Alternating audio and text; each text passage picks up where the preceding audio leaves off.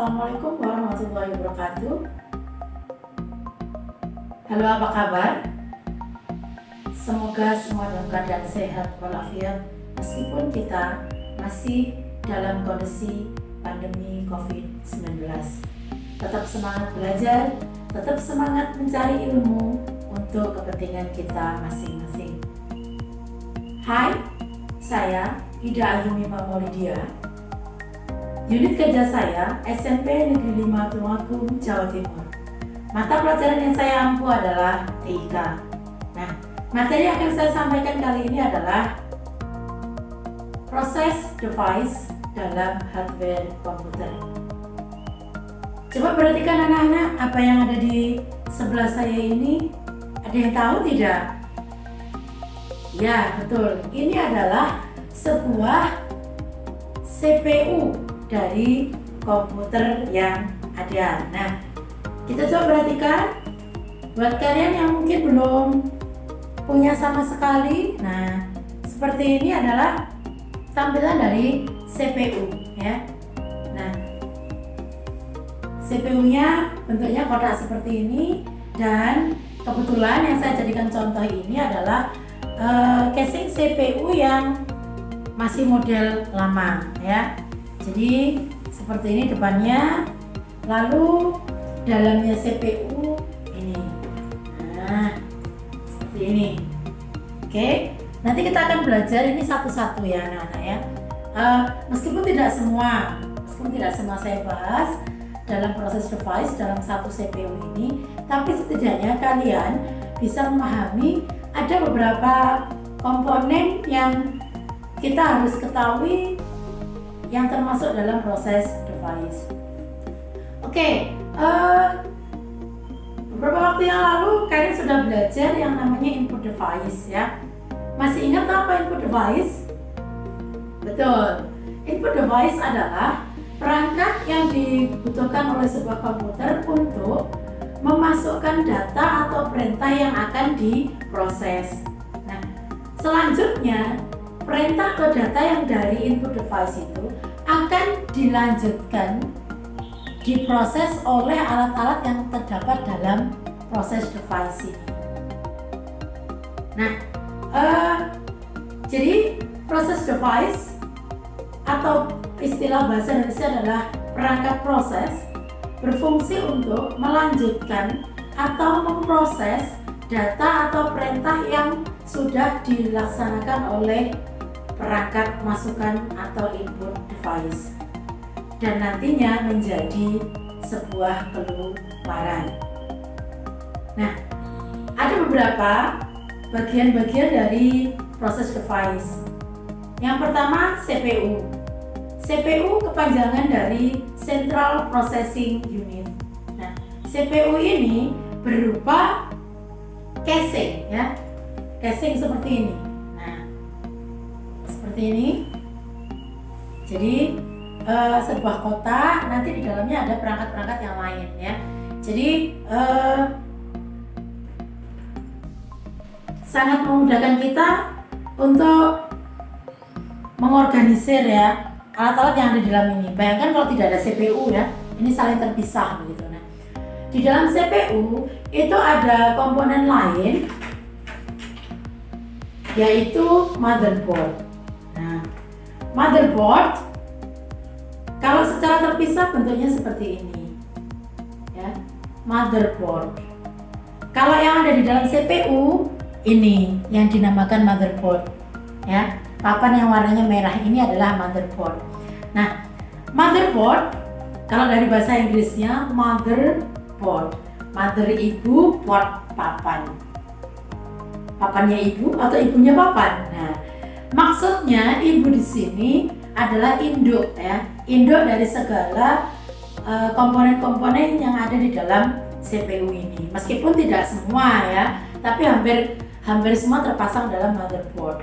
Jadi sebagai papan induk komponen-komponen yang terdapat dalam CPU, itu fungsi motherboard. Perangkat selanjutnya adalah prosesor. Oke, saya punya prosesor di sini contohnya. seperti ini, kecil, tidak sebesar yang dibayangkan anak-anak. Nah, segini ya.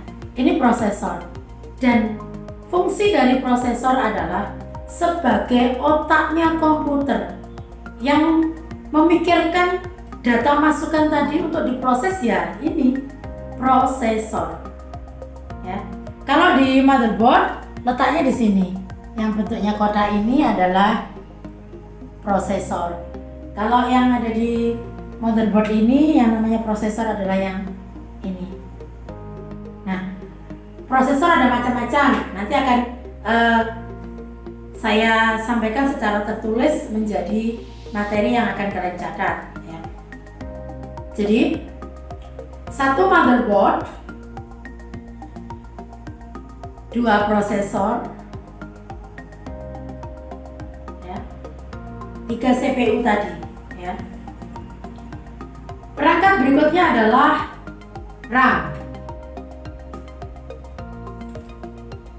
Nah, RAM ini bagian dari memori yang dapat mengakses atau menyimpan sementara perintah-perintah atau data-data yang dimasukkan ke komputer.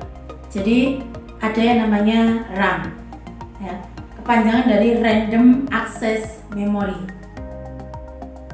Kalau yang di motherboard ini yang namanya RAM, nah letaknya di sini, di tempat yang warnanya hijau ini ya, RAM. Oke, coba bisa diulangi apa saja tadi komponen yang sudah saya jelaskan. Oke, pintar. 1 CPU, 2 motherboard, 3 prosesor, dan yang keempat adalah RAM. Oke, lanjut. Alat proses berikutnya adalah LAN card, atau kita biasa sebut kartu jaringan. Nah, kartu jaringan ini berfungsi untuk memproses perintah-perintah yang berhubungan dengan jaringan komputer. Jadi, kalau kita dalam sebuah jaringan komputer, kalau tidak dihubungkan dengan alat yang namanya kartu jaringan ini, maka komputer satu dan komputer yang lain tidak bisa terhubung. Oke, LAN card atau kartu jaringan.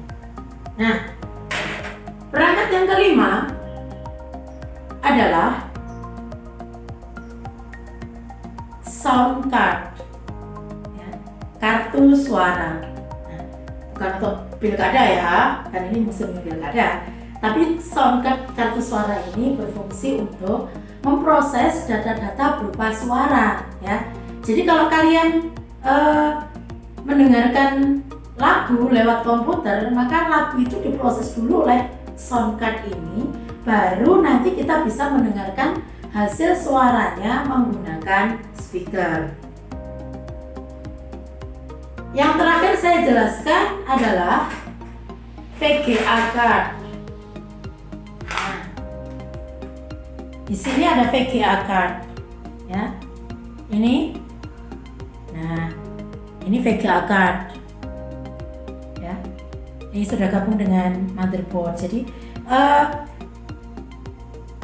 sebuah komputer kan selalu membutuhkan layar. Nah, sebelum muncul hasil di layar, maka data-data yang diproses, baik itu berupa gambar, berupa tulisan, ya, atau berupa video, maka dia diproses dulu oleh VGA card, Video Graphic Adapter. Itu kepanjangan dari VGA, ya. Jadi tanpa ini di layar tidak akan muncul hasilnya. Ketika kita ABC atau video yang kita tonton, film apa pun tidak akan muncul, ya. Nah, kalau di tampilan belakang CPU ini kita bisa lihat ya, seperti ini. Nah, ini adalah VGA card.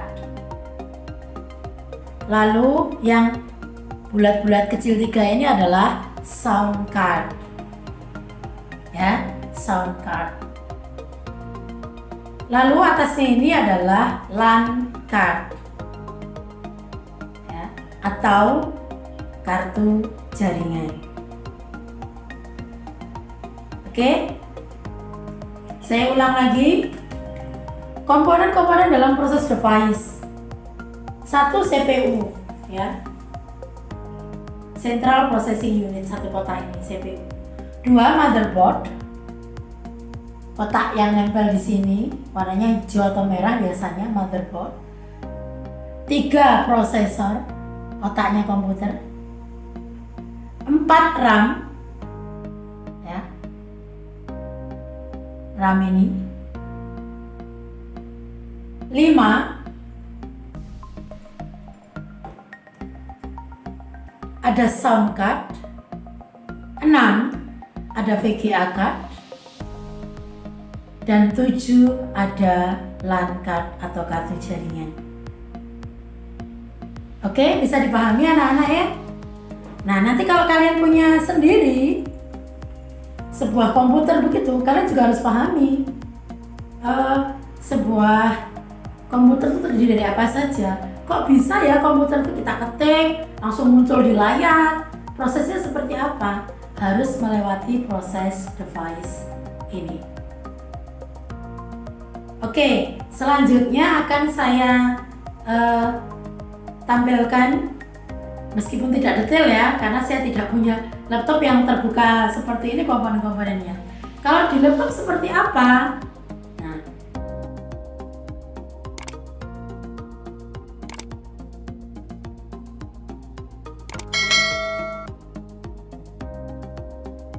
ini adalah sebuah laptop ya, dimana juga punya proses device.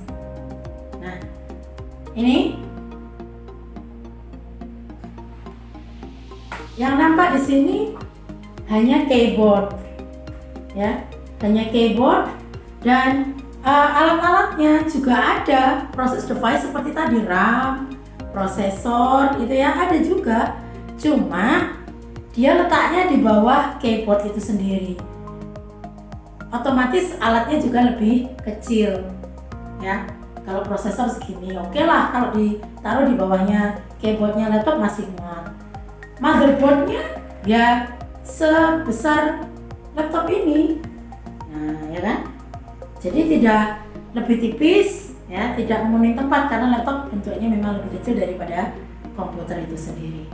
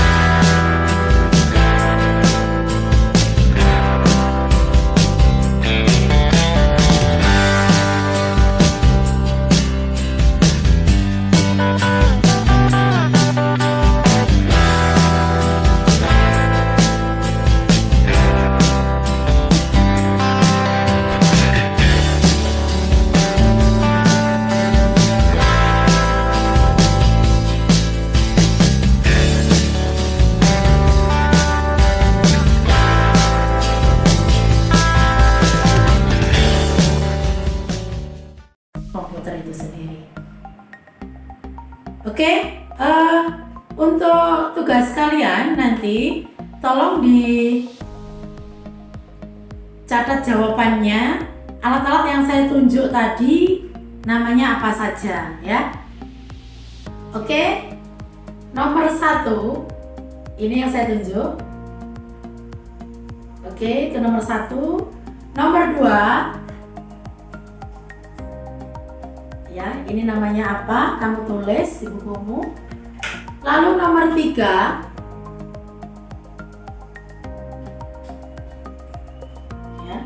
Nomor 3 ini.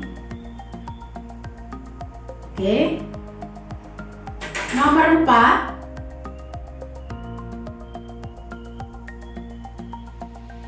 Ini nomor 4. Lalu nomor 5. Oke, ini nomor 5. Nomor 6.